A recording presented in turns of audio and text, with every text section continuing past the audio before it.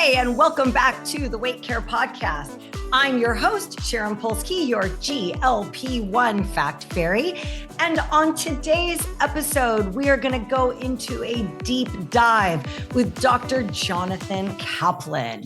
He is a cosmetic surgeon, and he uses GLP-1s regularly in his practice. I met Dr. Kaplan about a year ago, and he is amazing.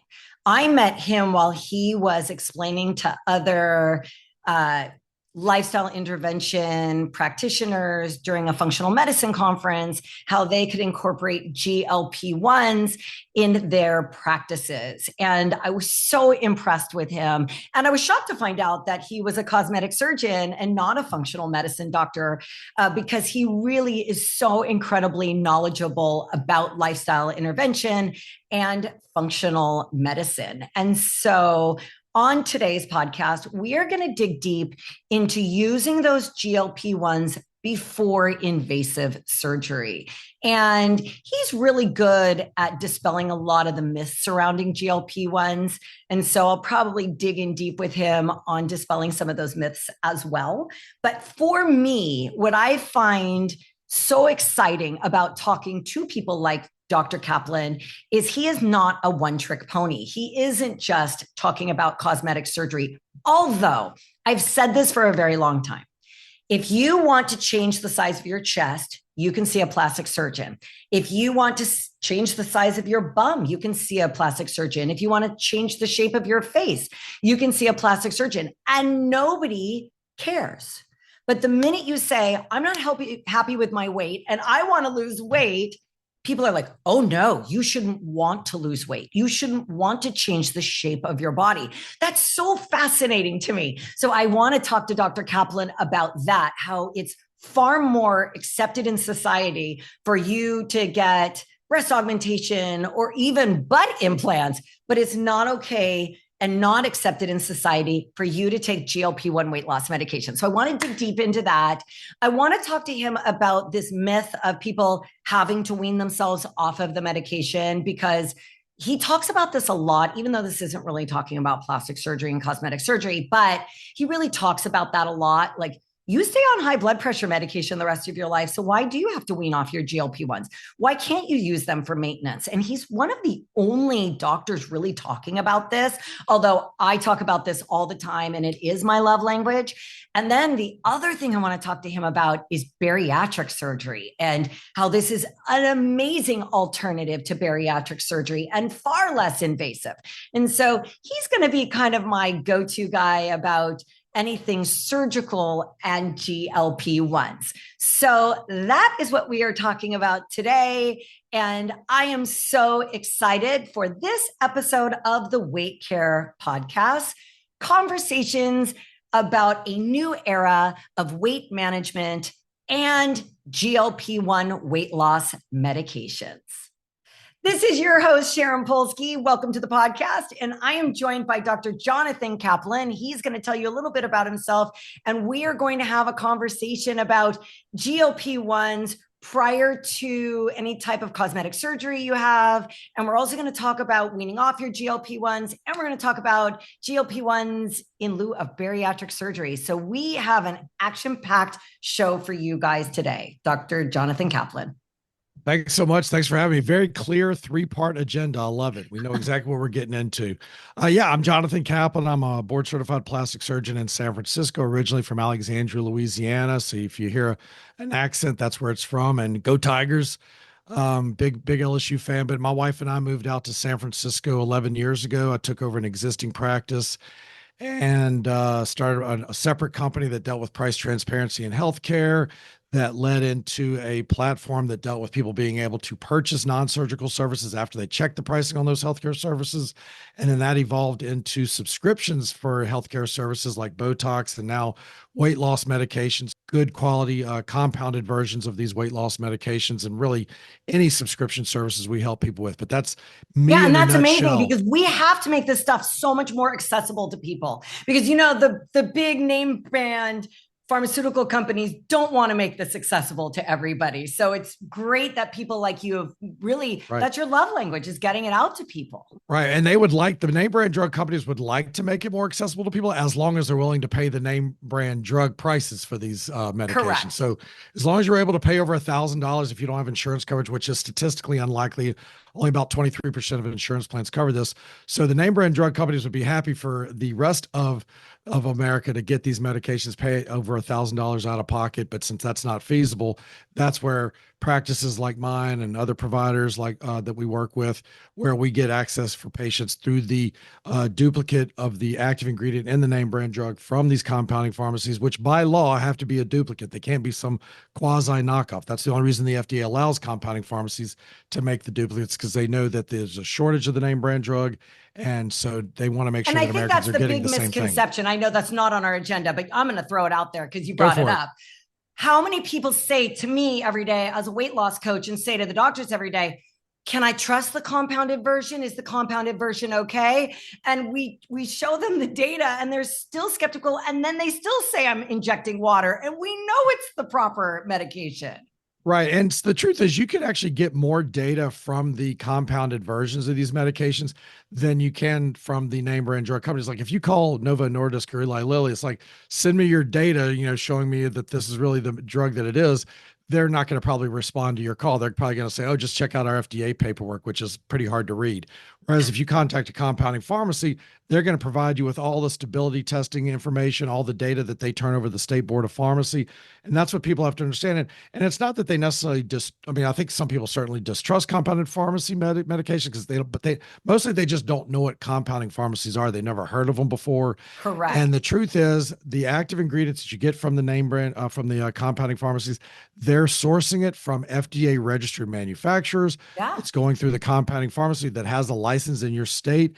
We're not talking about the examples that people talk about how they can get the medications online without a prescription. We're not talking about those situations. We're not talking about research grade medications. We're talking about medications that are approved and not necessarily by the FDA, but they're approved by the State Board of Pharmacy for them to be shipped to patients and to be injected into patients. The State Board of Pharmacies are very strict.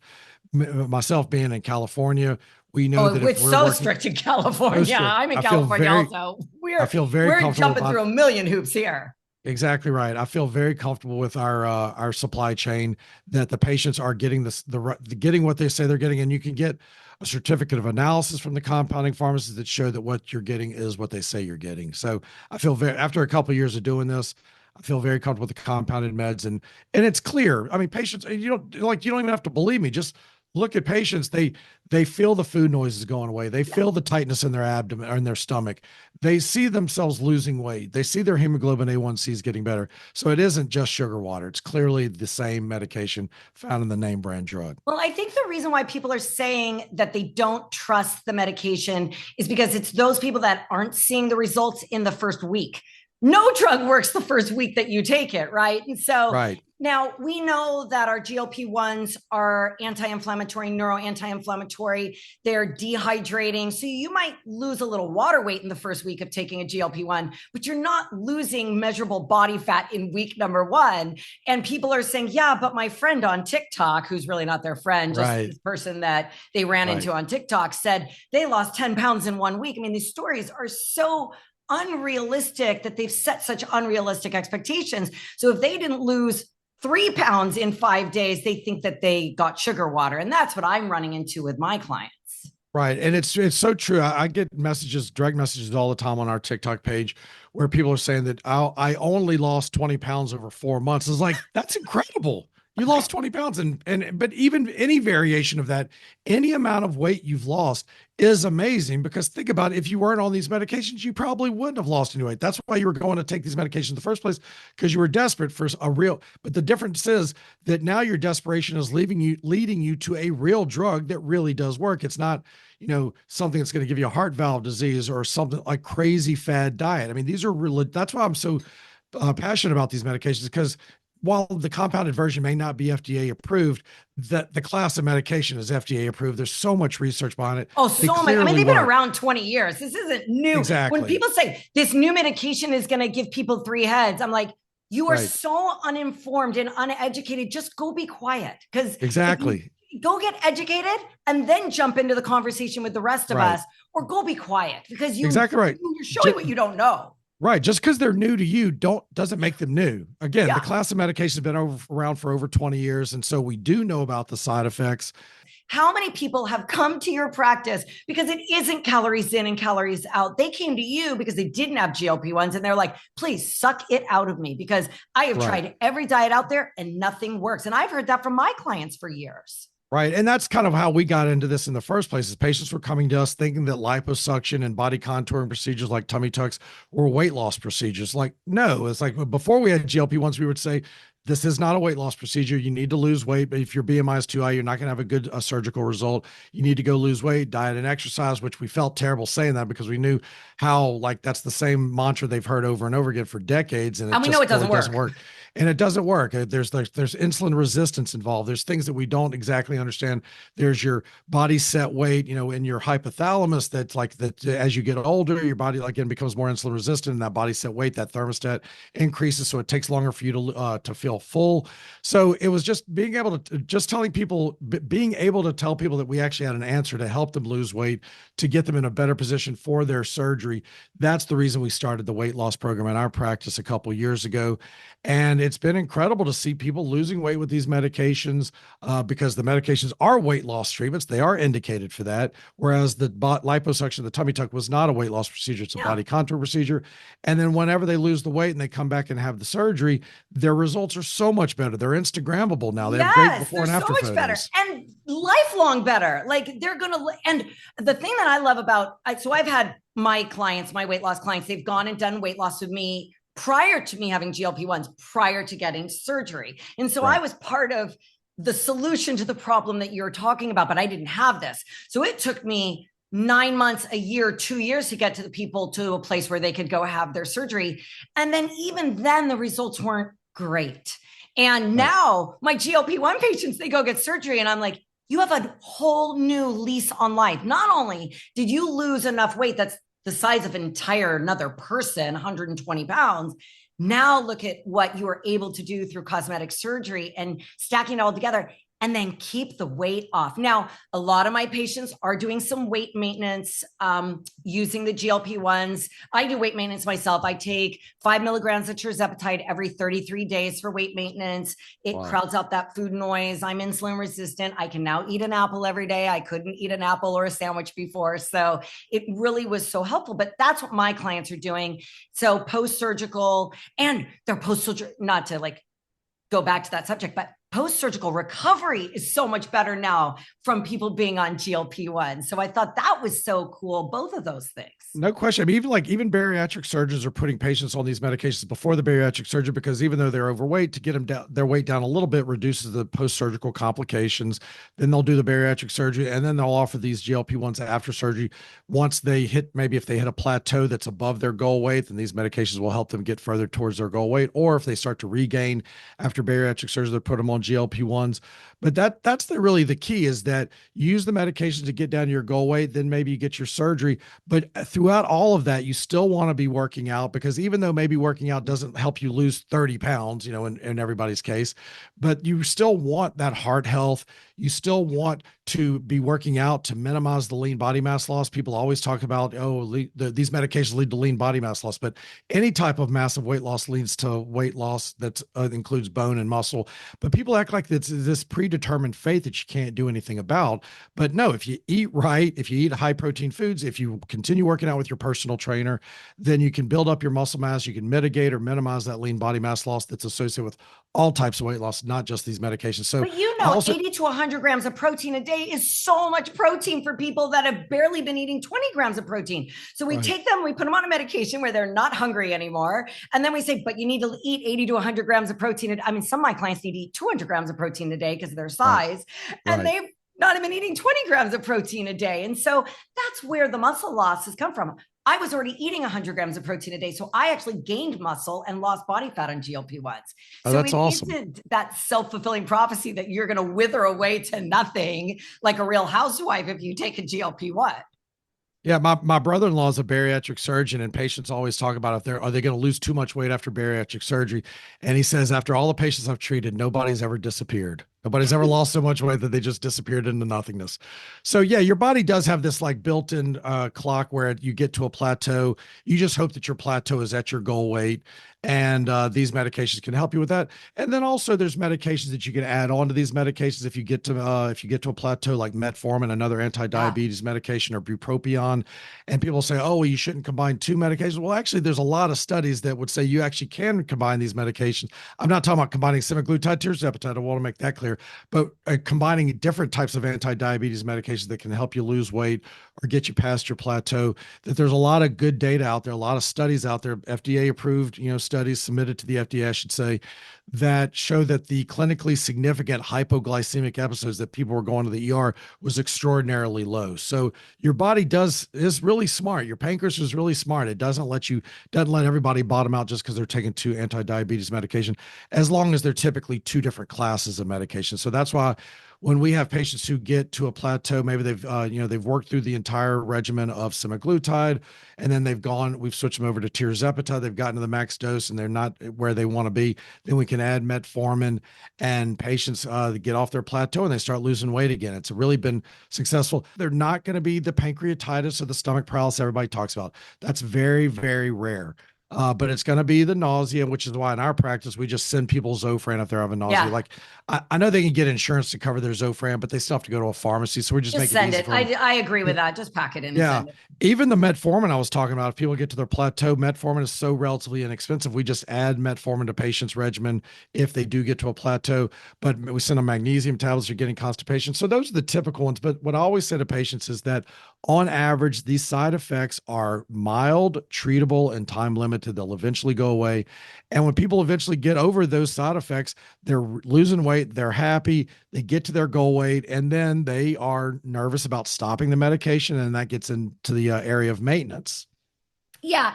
And it's funny because I love something that you actually just posted one this week about it, where you were talking about, why do we have to take them off of it? We don't take them off their cholesterol medication. We don't take them off their high blood pressure medication.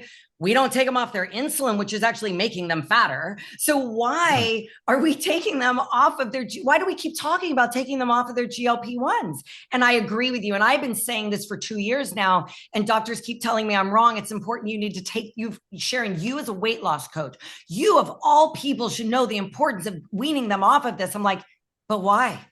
I can put them on low dose and they can eat an apple every day for the rest of their life, which they couldn't eat before they took this. Like, the people that are going to these medications aren't people that can lose weight easily. So why not give them a little help? They're not cheating. And if you're giving it for the indication of type 2 diabetes, that's intended for a lifelong medication. And you mentioned, of course, high blood pressure and high blood pressure and like high cholesterol, they're going to be on that forever. And so with these medications, they really can be taken forever. And so maybe people don't want to be on them forever, but I don't want to spend over $1,100 a month forever. I understand that. But with these medications, what we're finding is that it's not just about improving your livelihood through weight loss, that it's decreasing inflammation, which I know is a nebulous, big, broad word. But the fact is that one of these big studies, the SELECT study, showed that they had a 20% reduction in major cardiac events like heart attack, fatal heart attacks, non-fatal heart attacks, stroke.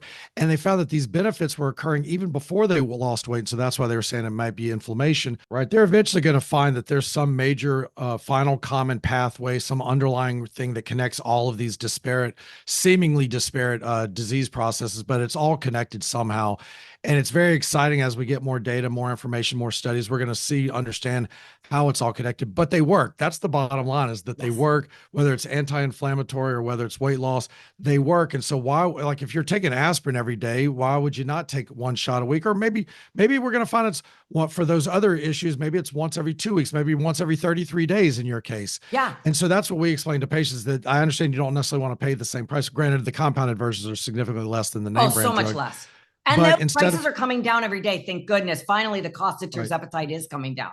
Right. And so and that's why we switch people over to these maintenance subscriptions. So instead of taking it once a week, 4 times a month, maybe you can maintain your weight and suppress your appetite adequately over the course of the whole month with 1 shot a month, 2 shots a month, 3 shots a month. The thing is, this isn't snake oil. These things work. You need access to it. It's either get it from me at an affordable price, or you don't get it at all because your insurance won't cover it, or because you can't pay out of pocket over $1,000 a month.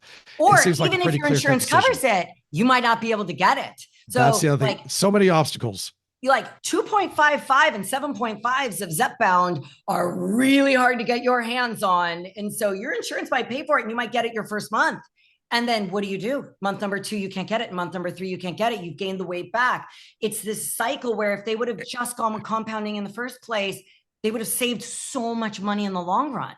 Right. It's a new definition or a new understanding of what yo-yo dieting is. Yo-yo dieting used to be you lose weight and then you stop dieting, you gain weight. Now it's your insurance stops covering, you stop getting access to the meds, and then you all of a sudden regain all that weight you just lost with the meds. Yeah. So very frustrating for the patient. I totally get it. But it's been a lot of fun being a part of this. Patients are just getting better. We're collecting the data each month from our patients, so we know that while maybe they don't lose weight after the first shot, they're on average losing 7.5 pounds in the first month on semaglutide, or 8.5 pounds in the first month on tirzepatide. But that's with lifestyle intervention. That's with nutrition, some kind of exercise, at least walking, right, good hydration, good sleep habits. And actually, thanks for bringing up hydration. That's the one thing we always tell patients in our weekly meetings with them, if they're doing coaching or at least in the consultation, is like most of these side effects, you can really allay a lot of those side effects if you just hydrate. And that can be tricky because the medications suppress your appetite. So you eat less, you might drink less. So that's why you have to have a bottle of water around, drink it throughout the day. As long as you stay hydrated, you're probably going to avoid most of the side effects. Yeah. So I think really just getting the medication accessible to as many patients as we can, really getting the word out there that it could be right for you. It's not necessarily right for everybody. And just really wanting to get open dialogues about the myths versus the facts about your GLP-1s. Yeah, I mean, there's definitely, the facts are out there. You just have to follow the right TikTok accounts. And it's so funny when I see patients for consultation, and do most of our consultations virtually. We have licenses for most states across the country. And I ask people how they found us, and they say very sheepishly, "Oh, I found you on TikTok." They're a little embarrassed about it. But the truth is, as long as you find the right TikTok or Instagram account, you can learn legitimate, good factual information that can help you separate the facts from the myths, as you say.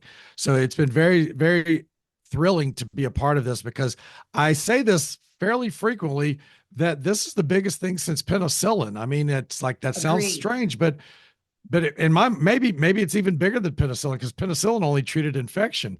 It was only the first antibiotic, but these medications treat so many underlying issues. I mean, if you're a dermatologist, most of the causes of acne that you see are obesity. Treat the obesity. If you're an ear, nose, and throat doctor, most of the cases of sleep apnea you see are due to obesity. Treat the obesity rather than the sleep apnea with the CPAP machine. And I feel like that's the way it is with most healthcare providers, that whatever they're treating, erectile dysfunction, infertility, diabetes, high blood pressure, 13 different obesity-related cancers, you treat the obesity, you're gonna be the best doctor in the world. Yeah, I totally agree on so many different things. Also, just being able to enjoy your life. Like, it's so much easier to walk up a set of stairs when you weigh less. It's so much easier to take your kids to Disneyland when you weigh less. So for me, the quality of your life improves vastly. I mean, I've been a weight loss coach for 20 years, and I keep saying this. I tripped onto tirzepatide 2 years ago, and it is the biggest game changer I have seen in the 20 years that I have been doing this. And I was very, very against it in the beginning. I learned about it from the Kardashians and the Real Housewives, and I was like, oh, I don't trust it, because I come from fen-phen. We're the fen-phen generation, right? And so I was like, oh, what are we going to be doing to these people's hearts? And then the more and more and more I started researching it, I was like, hands down, the biggest game changer. And now I've gone to 3 GLP-1 certification courses from A4M. I'm like, I am down the rabbit hole of education and loving every minute of it, because it truly is that big game changer. I think a lot of us have been desperate for it for a very, very long time, for a lot of different diseases that we work with. Right. We've definitely both drank the juice. Definitely drinking the juice. And I do follow your TikTok, and I do love it because it's the right information. And your Instagram is quite good as well. Even though I know you post a lot more to your TikTok, your Instagram is pretty amazing, and you are getting that information out there. So I really, really appreciate it. No, thank you for saying that. I really appreciate it. And thank you for having me on the show. It was great talking to you. Thanks, Dr. Kaplan. We will do it again sometime soon. And hopefully I'll get to see you at one of these conferences. I try to go as often as possible. You can count on it. Definitely see you there. Thank you so much. Have a great day. You too. So that was the amazing Dr. Jonathan Kaplan from San Francisco, California. And I have worked with him on and off for a year now. And even though we never stay on topic, we talk about so many important topics when we do get together. And so I'm so happy all of you got to experience a little moment with Dr. Kaplan. And remember, the WeightCare Podcast is just conversations about a new era of weight management and GLP-1 weight loss medications. And we are creating a toolbox for your health. Ciao for now.